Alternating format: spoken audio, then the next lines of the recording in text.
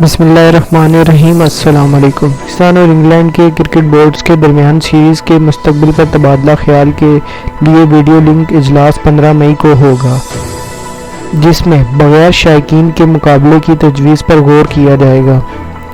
Media रपॉर्ट्स के मुताबिक दोनों बोर्ड की रजामंदी के बावजूद इस सीरीज़ के लिए इंग्लैंड क्रिकेट बोर्ड को अपनी हुकूमत से इजाज़त लेना होगी। कहा गया है कि वेस्ट इंडीज़ क्रिकेट बोर्ड की जानिब से दौरे से मुमकिन इनकार की सूरत में इंग्लैंड क्रिकेट बोर्ड हर मुमकिन तौर पर पाकिस्तानी टीम के साथ सीरीज़ यकीनी बनाने के लिए कोशां है।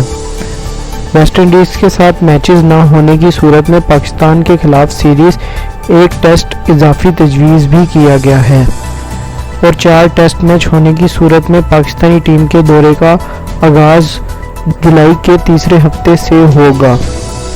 पीसीबी का कहना है कि कुछ तय होने की सूरत में पाकिस्तानी हुकूमत से इजाज़त और रहनुमाई लेना ज़रूरी होगी।